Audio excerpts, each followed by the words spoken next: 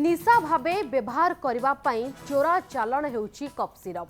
कम दर रे cup syrup किणी ताकू निशा भावे व्यवहार करा जाउथुबा बारंबार अभियोग हेउची।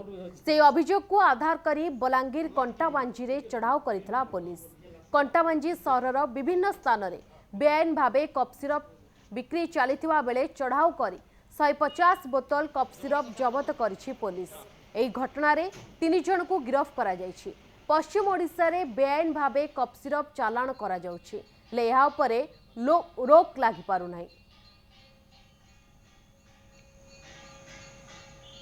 कप सिरप कला बजारी बढ़ी चली। अनेक समय खबर सामना को आसुची कि पुलिस चढ़ाव करुची, कप सिरप जबत करुची, हेले ता परे भी कप सिरप चोरा चालाण हेउची।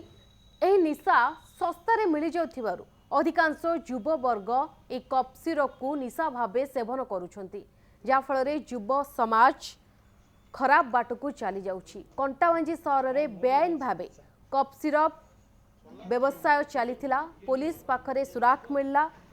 पुलिस घटनास्थल में पहुंची कप सिरप जबत करिछि। ओही कारबारे लिप्त थिबा पिलांकु गिरफ्त करी अधिक तदंत करुछि। 150 बोतल कप सिरप जबत करछि पुलिस। अधिक आलोचना फोन लाइन अच्छे आम कंटाबांजी प्रतिनिधि पुष्पकेतु। पुष्पकेतु, केमिति पुलिस पाखरे सुराख मिलला कि एठी कप सिरप बेपार चली ओ कह जाउछि कंटाबांजी सह ता आखपाख एरिया रे बेआईन भावे कप सिरप व्यवसाय करा जाउछि। युव वर्ग खराब बाट को चली जाउछन्ती, तार किंगपिन किए? निश्चय मौसमी देखु जहाँ आम खबर पाऊँ बलांगीर जिले में दिन को दिन बेआईन भाव जो कारनामा चलती जो निशा द्रव्य कारनामा कथा कहु समस्त दिग सामना आसुची। पुलिस यार तत्परता देखाई मझीरे मझीरे अनेक स्थान में चढ़ाव करुच्ची। नशाड़ू जो अच्छा निशा सत्व अवस्था जो युवक मैंने धरुची।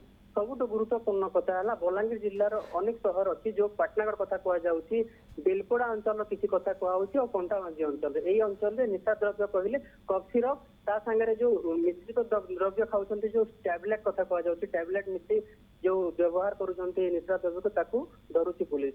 किंतु अन्य पक्षे देखा गले जो गतकाली धरा जाए 150 बोतल से युवक जो धरा पड़ी 3 जन युवक जड़े हूँ बलांगीर पिला जो कहुच्छी जी अच्छी राजू जेना बोली से पिलाटा बाइक जोगे विभिन्न सहर में केमिति ये जो कप सिरप पहुंची पार ताहा तदारख करे। किंतु काली से मास्टर माइंड को धरी कंटाबांजी पुलिस ता संगे जो बेलपड़ा अंचल 2टा पिला धरा पड़ते से 2टा पिला होती धुमावटा अंचल यही माने जो अच्छी कंटाबांजी पाटनागढ़ ए रूट रे समस्त को भाव में आसो। पुष्पकेतु ए कप सिरप आसुची केउठू केउ केउ जागा दे के आसुची ओ तार चाहिदा एते काहे की अछि?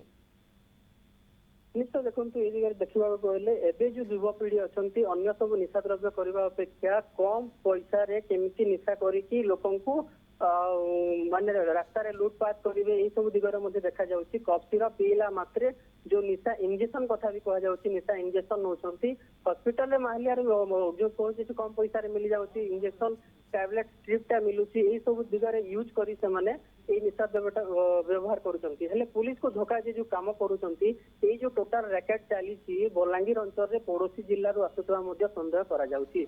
जो जो स्थान रे ट्रेन स्टेशन अछि कह जाउछि, पदमपुर कह जाउछि, आपनकर बड़गड़ कह जाउछि एही सब अंचल रु आसुछि पश्चिम ओडिशा को। किंतु सबुठ गुरुत्वपूर्ण कथा है जो रैकेट चली जो चैन चली चैन रे 100 पैकेट जो कप सिरपटा नियतबे पुष्पकेतु आपण कहवा अनुसार मास्टरमाइंड धरा पड़ी हेले एही रैकेट आउरी केउ केउ जिला को लंबिची ता नै अधिक तदंत करिवो पुलिस। धन्यवाद पुष्पकेतु अधिक आलोचना पाए।